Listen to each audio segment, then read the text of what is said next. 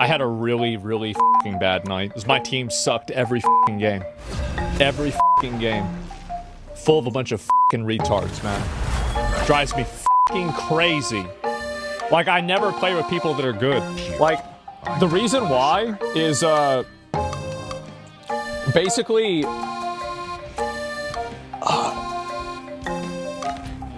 nobody heals me. Don't be that guy. In this video, I'm going to help you rank up. Welcome, my name's Horg. I'm a Grandmaster player, and I pretty much solo queued my way all the way to GM3, playing mostly Magneto with an over 60% win rate. So let's get started right away, with team comps first. In higher elo, you'll often see these characters be banned, so I'm going to give you a team comp that you can start with even in lower elo, and get used to these characters, get better with them, become more proficient so that you can actually utilize them and leverage them to their full potential in higher elo. So first things first, the Hulk will power up Doctor Strange and Iron Man, giving Iron Man a Gamma Ray and Doctor Strange a Gamma Blast. Star-Lord and Mantis will both benefit from Adam Warlock's Cocoon ability, which will allow them to actually res themselves back to full health if they ever do go down within a team fight, and they can just come right back. So this is just one example of how to take full advantage of the team-up abilities within the game. But what if the enemy team has a Thor, a Magic, a Panther, or a really good Spider-Man? Well, learn how to counter these. For example, a Namor who has auto-targeting turrets, or a Penny Parker with great zone denial can counter all of those characters. Or what if the enemy team has a great Moon Knight player, or maybe even a great Punisher player? Well, shields will counter these, like Magneto and Doctor Strange. So these are obvious examples, but the basic premise is that shields will counter projectiles, projectiles will counter melee, and melee will counter shields. Now that being said, this is all talking about higher elo. and lower elo, you'll often still see Hawkeye and Hela being picked. You can counter them with shields, as we said, or with great positioning, which leads us to our next topic, how to position properly. Here's a clear example of how you can actually create space even as a DPS for your team. You can see here, I go up there and I break the wall, and I try to take a flank, an off angle if you will, a flank position. I get behind the enemies here, I start shooting at them, I pull their attention away from my team, from the main objective, but I don't keep contesting, I actually move away after it, and I get them to start chasing me, start looking for me in the backlines here. And now I'm safe, I notice the Psylocke go in, I'll peek again, I'll start causing a little bit more trouble, and then I back off. Now I hit another flank, right? And over here I actually get to kill their Mantis, their healer goes down to me. They're still looking for me, I change positions one more time. Rinse and repeat, keep changing positions, you can keep doing this to confuse the enemy team, get high ground behind them, get off angles, get a couple of picks, and give your team the advantage. This is just a clear example of how you can utilize the map to your advantage. And so you might be thinking, well, this is dependent on you playing a DPS character. So here's another example. In this case, my friend is playing Groot, a tank, and I tell him to actually go hide in that cave after we've won this team fight. The enemy team is probably going to have one last push here.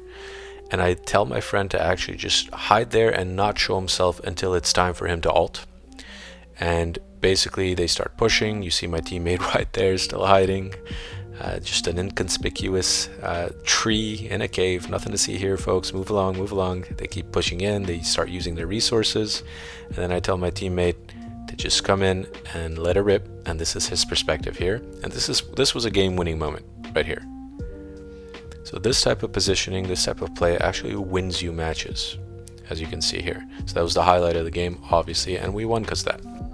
Now another thing to keep in mind is natural cover. I shouldn't need to vocalize this at this point, but please, for the love of God, use natural cover. You can even use the objective, as you saw me do right there, as cover to protect yourself from enemy fire. So just keep that in mind. Always use natural cover to cycle your cooldowns and give yourself an advantage. Now counters. This is not so much about counter picking as it is about counter abilities. Let's get one thing out of the way right here. Luna Snow, Mantis, and Cloak and Dagger, all of these characters can counter pretty much everything with their ultimates. These are very strong defensive ultimates. Luna Snow's lasts 12 seconds, Mantis lasts 6 seconds, you're practically invincible. And Cloak and Dagger, if you paint over the ground in layers, let's say, you're invincible as well. Of course, you can use a right click too. But let's say, for example, a Hawkeye will ult, or a Hela just uses her ultimate. Of course, Doctor Strange can block it with a shield. He can even fly up to Hela during her ult and block that. Magneto can block it. What if a Punisher ults? What do you do then? Well, Magneto can of course ult and absorb it for 1 second, throw his boulder or his asteroid, whatever you want to call it, the meatball at the Punisher and instantly get rid of him. What if the Jeff ults? Okay, well now you have to learn those interactions. Punisher can get CC immunity through the turret. Luna gets CC immunity from her ult. Magneto can bubble, save himself or someone else, a teammate. Others can use mobility abilities. Namor can use his shift. Groot can even use a wall. He can wall away from the center of Jeff's circle. And Star-Lord doesn't even really have to fly up into the air to avoid it. He could just time a roll and get complete immunity to it. So this is just a couple of examples again of how you can use character-specific mechanics or abilities to get out of things like Jeff's ult, which might seem very, very overpowered in lower ranks if you don't know how to counter it. So the gist of it is this: learn what abilities will give you CC immunity, learn which abilities you should be using to counter which other opposing abilities, and try to effectively manage your resources as a team. Pay attention to who has their ultimate, pay attention to who's just used their ultimate, and also pay attention to who's about to come up on their ultimate. Of course, be aware of the interactions of certain abilities with others as well. For example, Magneto can absorb a Groot ult with his ultimate, but he cannot absorb, for example, a Namor whale. He can't just suck up the whale completely in his ultimate. So just be aware of the limitations of those abilities as well, and play to your strengths basically, and make sure that you're using your resources effectively. And don't be afraid to call out to your team to use one of their resources instead. If you want to conserve your ultimate, for example, as Magneto, and you want the cloak and dagger, to right click all of you instead. Which leads us to our next segment here, which is resource management. For the love of God, just press tab every once in a while, not to look at your score, not to look at your accuracy or your damage output, but to look at who has their ultimate on your team and who has just used it, and who is actually very close to getting their ultimate on your team. This will allow you to time when you will be engaging, when you need to pull back a little bit, and when you'll actually be able to counter certain enemy ultimates. Like, for example, if you see a Strange pushing up into you, I mean, it's a pretty telegraphed way for him to get in position for an ultimate. You know that that eye of Agamotto is actually about to come out, right? Be prepared for that. Either have a shield, don't use that cooldown if you're playing Magneto, or if you're playing Strange, don't use that. Have a bubble, have a cloak, get ready with their right click, have a Luna prepared, or maybe stepping away from the team so that she can then ultimate and come in to save everyone or to keep everyone alive while they're trying to dish out as much damage as possible after you've already been hit by the Doctor Strange ult.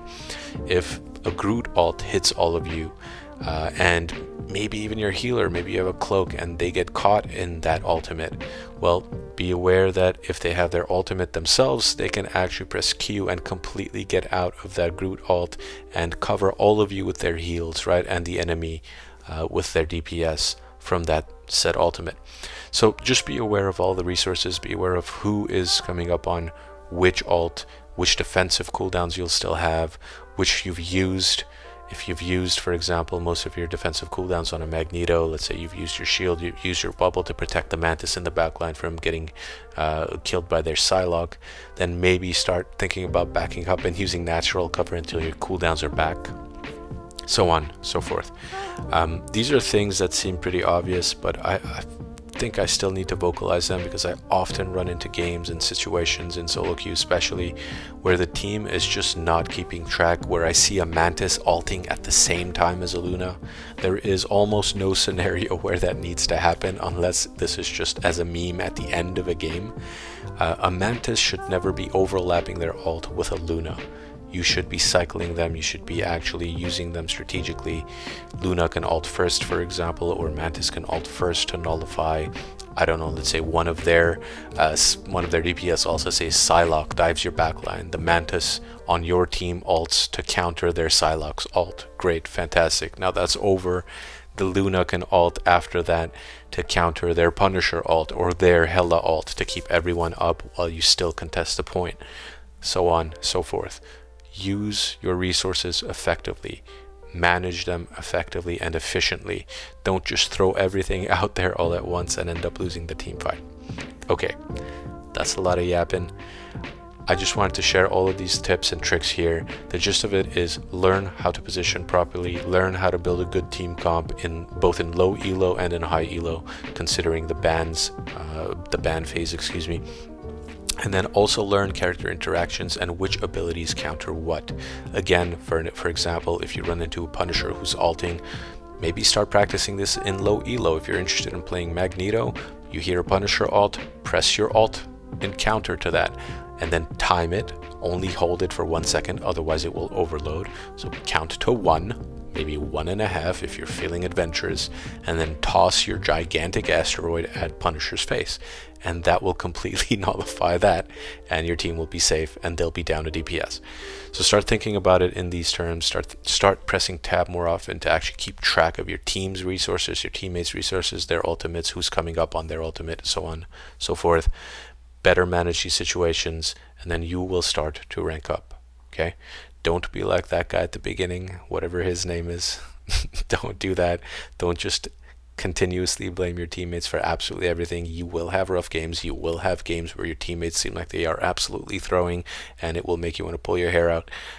But I swear to you, if you just practice the fundamentals over time, statistically speaking, you will start winning more games than you lose, and then you will climb. That's it. If this video was helpful, please consider liking and subscribing.